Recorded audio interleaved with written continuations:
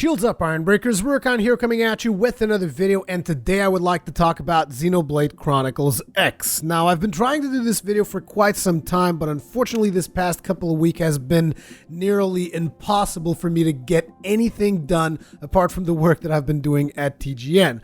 So I've been wanting to talk about Xenoblade Chronicles, particularly because, I think you guys got the idea when I did my gameplay impressions for Xenoblade Chronicles 3D on my 3DS that I pretty much enjoyed it quite a bit. As a matter of fact, I would say it is one of my most played titles on my 3DS, particularly when I go on trips and stuff, like when I went to Gamescom, when I went to E3. Like, my go-to game was very much Xenoblade Chronicles, and I've been enjoying it quite a bit, even though I haven't spent quite nearly as much time as I would like playing it. I've still been enjoying the hell out of that game. It's just, there's something about the pure sense of scale and open world nature of Xenoblade Chronicles, as well as the story itself. Like I told you in my video, like Xenoblade Chronicles 3D like drove me to tears on one of its cinematics, and it's just, that kind of thing doesn't happen all that often in the gaming world today.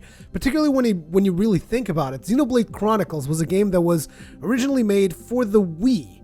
Not even the Wii U, just the Wii. And it's just like, I didn't get to play it at that time because I wasn't really playing my Wii at the time that Xenoblade Chronicles came out. But as far as I can tell, it's probably one of the best games ever made for the Wii. At least in terms of RPGs, it has to be. So anyway, when I was at Gamescom, this was one of the priorities that I really wanted to play Xenoblade Chronicles X, because I knew that it was going to be playable at Gamescom. And unfortunately, I had a bit of a snafu with the Nintendo contact that was assigned to the European people. Like, he was never at the business booth in Nintendo. He was always like in meetings and whatnot, and it was hard for me to actually get to play it. But one of the days, I think it was like Thursday or something, I went in like real early and just went straight to the consumer booth of Nintendo because it was playable there as well, and I got to actually play the new version of Xenoblade Chronicles X. Now, this game has already been released in Japan, so potentially some of you guys might have already played it if you imported it or something, although isn't it region locked for the Wii's? So I don't know how you guys would do that, but I'm pretty sure that a lot of the hardcore fans of Xenoblade Chronicles X probably already found a way around the region locking and all that stuff. But me personally, I don't know how to read kanji or anything like that, so when it comes to that stuff, I just tend to wait for the English versions. So anyway, I played it, and I just wanted to give you guys a little bit of my impressions, how I felt about it. And the world of the game feels huge. Like, that is just one of the first things. And I believe that this is kind of like portrayed really well in the trailers that they've done for this game. Like, you can really just get a feel for that sense of scale. But once you actually get right down and play the game, it's even more overwhelming than what you've seen on the trailers. I mean, this was just like a small demo that I got to play, and there was just so much stuff you could do, so many places you could go. I mean, I think I spent like, I don't know, was it 15 to 20 minutes or so, and I just kept on moving, and I barely even reached like the quest's objective, you know? And I got to do a whole bunch of combat in between, so I will be telling you guys about the combat. Now, for those of you who don't know about the combat in the original Xenoblade Chronicles, it works very much as a cooldown based system. So the way it works is you will have like a skill bar at the bottom of the screen, and you will select different skills using your D-pad. And when you select those skills, you hit A, and basically your character will cast that skill. Apart from that, your character will also be auto-attacking at the same time, and you will be moving with your left analog stick. Now, I know that this almost seems like it's a turn-based system because, like, you're selecting skills with a D-pad, but at the same time, it's real-time combat, and you still have to move and do all these things.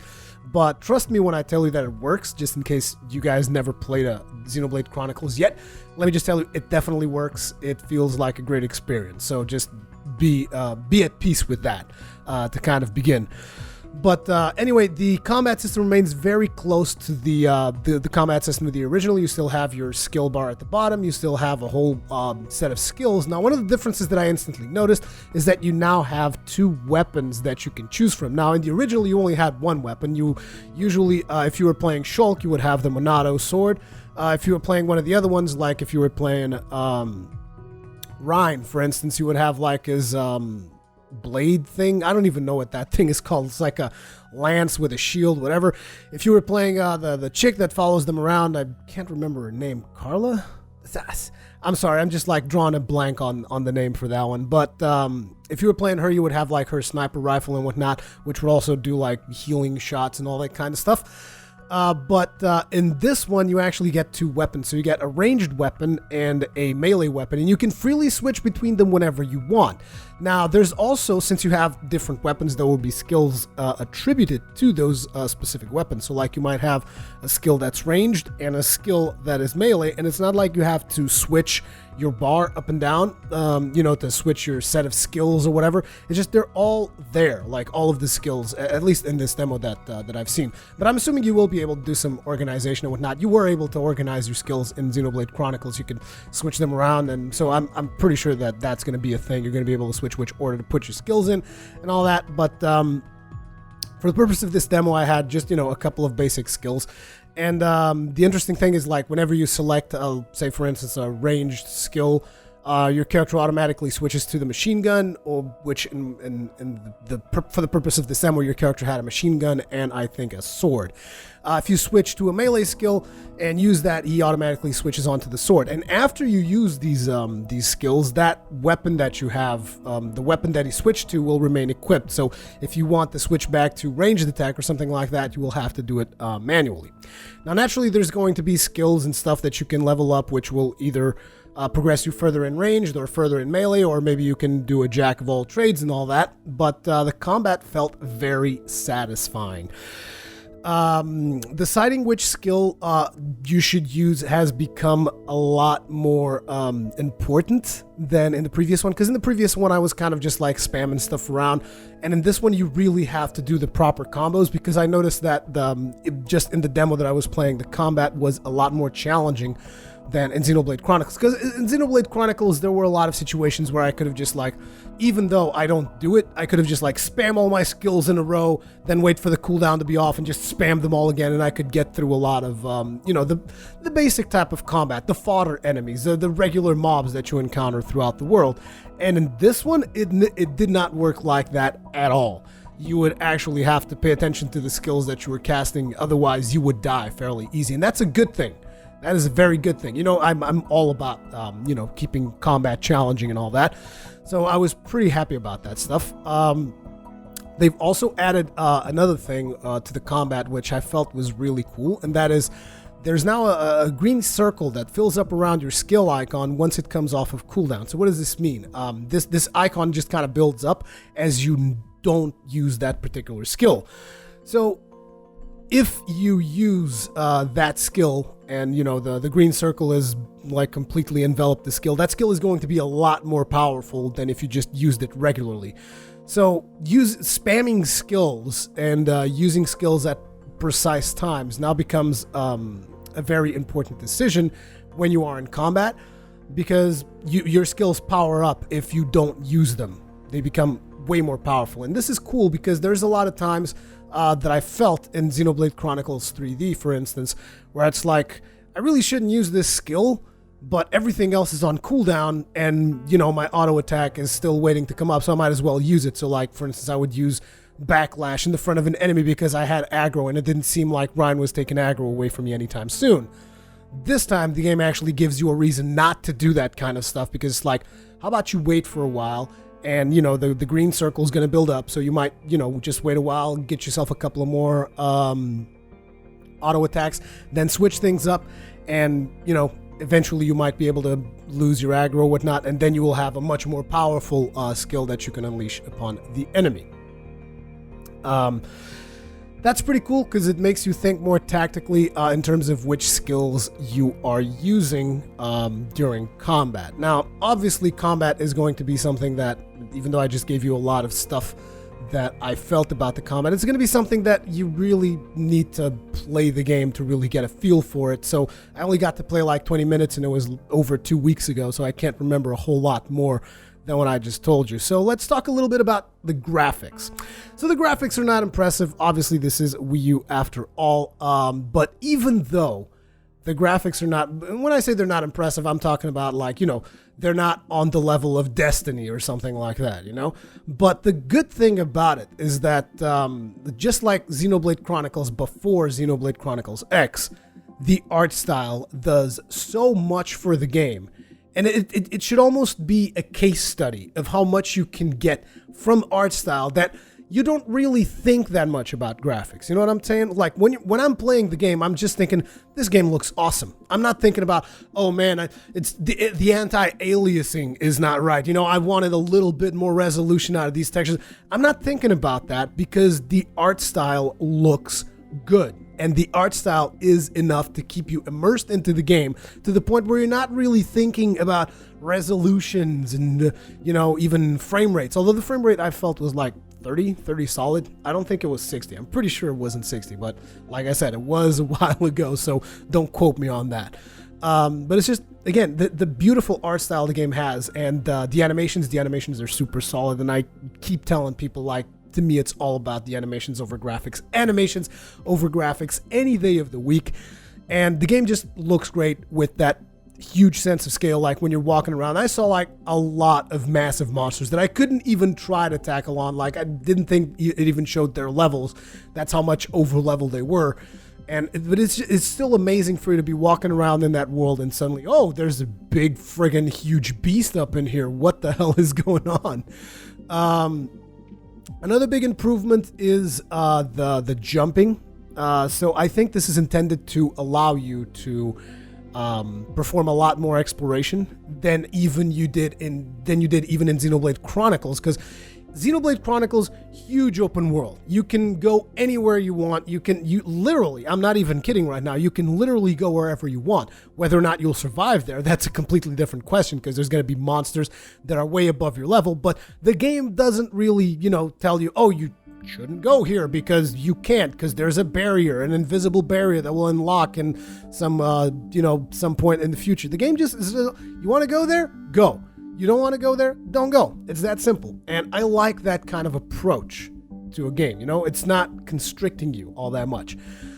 But still, in Xenoblade Chronicles 3D, the jumping mechanic was very basic, to say the least. It wasn't that great. And as a matter of fact, I'm not even sure if you actually need to use the jumping mechanic in Xenoblade Chronicles at all. In Xenoblade Chronicles X, that is very different. Like, you can actually do these massive jumps, like your character just jumps way up high in the air, and this is cool because you'll be able to find different kinds of shortcuts and whatnot. Like, I believe I jumped over a mountain or something, which I'm not sure that was intended, but since the game's already released in Japan, I'm assuming like that all that stuff is already polished up.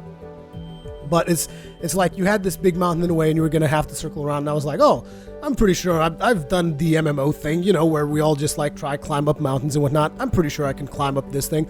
So I started jumping, and I was like, oh yeah, I was able to just climb through this mountain. And that is going to allow you to, figure out a couple of shortcuts, maybe even position yourself tactically in a lot of situations and just shoot enemies from range and all that stuff. It was just pretty cool, and it's extremely polished. Like, I didn't see any bugs or anything while I was playing through the demo, and it was just like, again, this game already came out in Japan, so I don't know why I'm placing so much emphasis on it, but it just felt good, Animations, like I mentioned, also really good. I also saw a cinematic with some of the characters. Voice acting seemed fine. Facial animations also, big improvement on the previous one, because obviously the previous one was designed for the Wii. Come on now. A Wii, really weak system in terms of graphical prowess. There is, however, an overwhelming amount of numbers on screen at any given time. Pretty much every time you deal damage, it's going to show like how much damage you've dealt. Now, if you guys remember, there were these QuickTime events in Xenoblade Chronicles where you would have to like press B at the right time, and you would get like, a morale boost or something like that for your characters. It would improve their relationships, all that stuff. Naturally, Xenoblade Chronicles X still has that system, and as a matter of fact, it becomes more important because the person who was there for the demo, they were telling me that there's not really healing characters, which I thought was kind of weird. I want to say that there are probably going to be healing characters in the final in the final version of the game. Maybe there weren't healing characters in the demo, but I don't know. He made it sound like there were actually not going to be healing characters in the game, which again, I just that doesn't sound right. But again, this was someone who was just there to kind of, give you the demo for the regular public. This wasn't in the business hall or anything. So that person could just be wrong, or that person could be right. And there are no healing characters in the game, which means that these morale boosts and hitting those QuickTime events on point is going to be even more important, because that will be the only way for you to actually regain health. And they also improved those QuickTime events by, well, I say improved. They made them a little bit harder. I mean, I'm not sure if I should even call them QuickTime events, because it's always the same button. You know which button it's going to be. Usually the character gives you a warning that it's coming. So, it's not necessarily your typical QuickTime event. But basically they added a ring to the thing. So it's like, the way it worked in Xenoblade Chronicles is you had this circle. It would gradually diminish to the center, and you would have to hit B before it reaches the center, but as close to the center as possible. This time around they have like a white ring in between the outer edge and the exact middle of that circle, and you have to hit B once the countdown hits that specific white circle in the middle, and that will give you like a perfect shot, which will give you more boosts than if you just hit B anywhere when the thing is counting down towards the circle. I'm sorry, I know that's not making a whole lot of sense, but if you guys could actually see it in gameplay, it would make a lot more sense. Also, the gameplay in this video might not be necessarily related to the stuff I'm talking about, because I still don't have access to the game. I only got to play it at Gamescom, and I'm just really excited about it. I believe it's coming out in December, and I can't wait to get my hands on it, because it's one of the games that I am most excited for this year is Xenoblade Chronicles X. So, yeah. Hope this sheds some light on Xenoblade Chronicles X for all of you guys out there that have a Wii U, because I don't think a lot of people are going to invest in the Wii U with Nintendo announcing, oh, the NX is coming and whatnot, even though, as far as I'm concerned, I'm pretty sure NX might come like holiday 2017. I do not believe the NX is coming in 2016, so there's still time, and there's still titles coming out that might justify the purchase of a Wii U, but hey, that's my personal opinion. Man, I mean, if they made Monster Hunter 4 Ultimate for the Wii U and Monster Hunter Cross for the Wii U, I could just tell you, buy a Wii U right now.